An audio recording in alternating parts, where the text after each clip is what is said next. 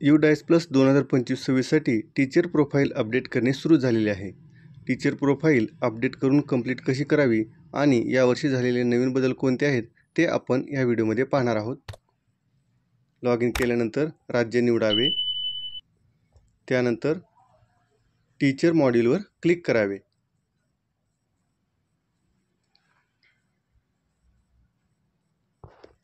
त्यानंतर UDICE प्लसचा password या ठिकाणी टाकावा आणि कॅप्चा कोड टाकून लॉग इनवर क्लिक करावे. या वर्षीपासून टीचर मॉड्यूलमध्ये 2 बदल केलेले आहेत. ते बदल कोणते आहेत ते आपण पाहूया. या ठिकाणी welcome to national teacher database. यानंतर teaching non teaching DCF to fill the डाटावर क्लिक करावे. असा डॅशबोर्ड दिसेल.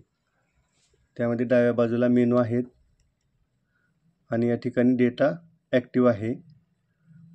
मागील वर्षीची माहिती आपण या ठिकाणी PDF मध्ये डाउनलोड करू शकतो.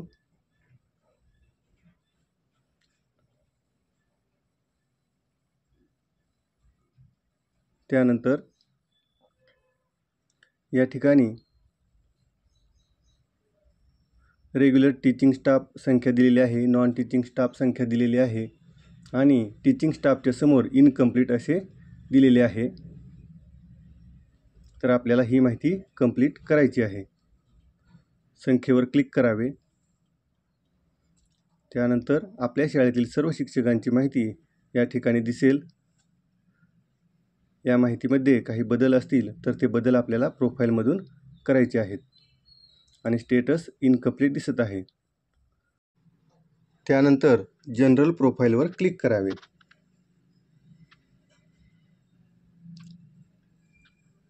शिक्षकांची ही माहिती मागील वर्षी भरलेली असते.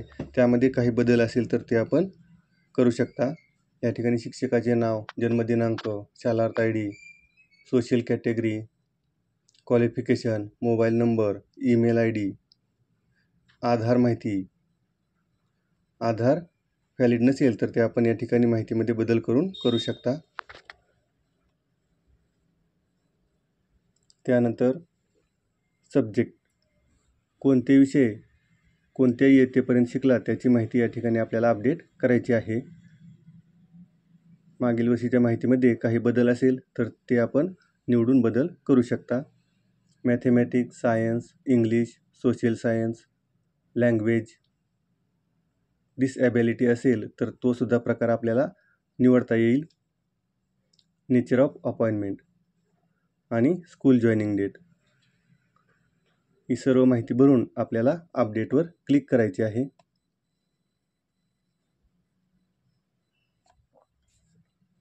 त्यानंतर पुढील टॅब आहे अपॉइंटमेंट अँड टीचिंग प्रोफाईल. यामध्ये शिक्षकांचा नॅशनल कोड आलेला आहे, शिक्षकाचे नाव आलेले आहे. टीचर टाईपमध्ये काही बदल असेल तर तो आपण करावा. जर काही बदल नसेल तर आहे ती माहिती आपल्याला अपडेट करायची आहे. क्लास टॉट, कोणत्या इयत्तेला शिकवतात ते सुद्धा आपल्याला निवडायचे आहे.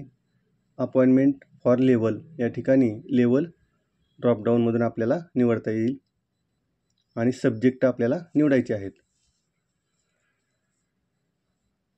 मेन सब्जेक्ट ऑप्शनल असे आपल्याला निवडता येतील. त्यानंतर शाळेमध्ये डेप्युटेशनवर आपली नियुक्ती झालेली असेल तर येस निवडावे, नसेल तर नो निवडावे आणि अपडेटवर क्लिक करावे. त्यानंतर पुढील टॅब आहे टीचिंग अँड अदर डिटेल्स. यामध्ये CWSN विद्यार्थ्यांसाठी प्रशिक्षित आहेत का तर आपल्याला येसवर क्लिक करावे लागेल. त्यानंतर ट्रेनिंग कोणत्या विषयाचे घेतलेले आहे ते सुद्धा आपण ड्रॉपडाऊनमधून निवडू शकता आणि कोणत्या प्रशिक्षणाची आवश्यकता आहे ते सुद्धा आपल्याला निवडता येईल. निष्ठा प्रशिक्षण पूर्ण केले आहे का, येसवर क्लिक करावे. मागील वर्षामध्ये नॉन टीचिंग दिवस या ठिकाणी टाकायचे आहेत. अशैक्षणिक कामाचे दिवस आपण या ठिकाणी टाकू शकता. त्यानंतर लँग्वेज, कोणकोणत्या भाषा अवगत आहेत ते आपल्याला निवडायचे आहे. 3 भाषा निवडायच्या आहेत.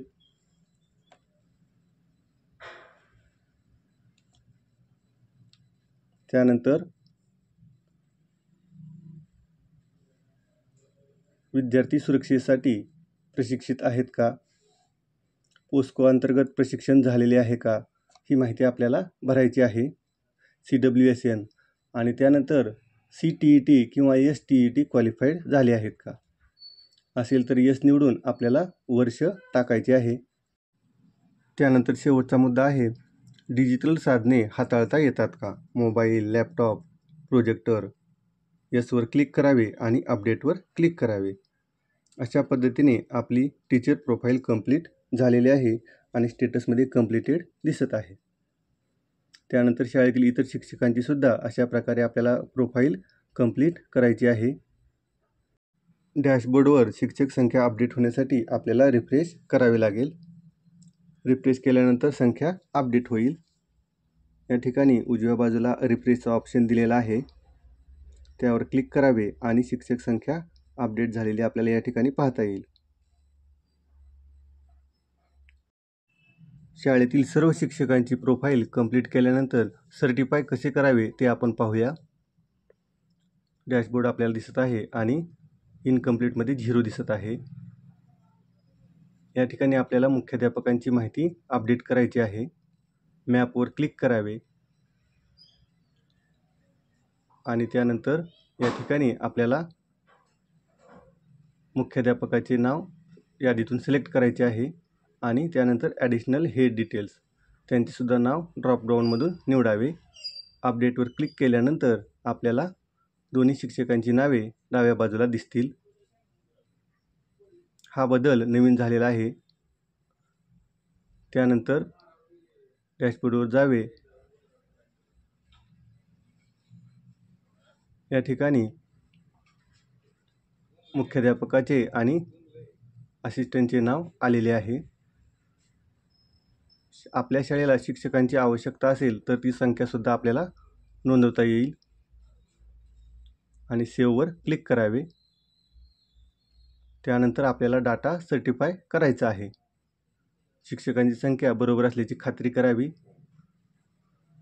त्यानंतर या ठिकाणी सर्टिफाय करण्यासाठी माहिती उपलब्ध आहे, यामध्ये टाईप करावे, all teachers data is completed, all teachers profile is completed असे आपल्याला टाईप करायचे आहे आणि त्यानंतर चेकबॉक्सवर क्लिक करावे. या ठिकाणी चेकबॉक्सवर क्लिक करून सर्टिफायवर क्लिक करावे आणि कन्फर्मेशन वाचून कन्फर्मवर क्लिक करावे.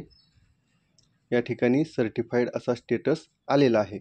अशा पद्धतीने आपण शिक्षकांची प्रोफाईल अपडेट करून कंप्लीट करायची आहे आणि त्यानंतर सर्टिफाय करायचे आहे. धन्यवाद.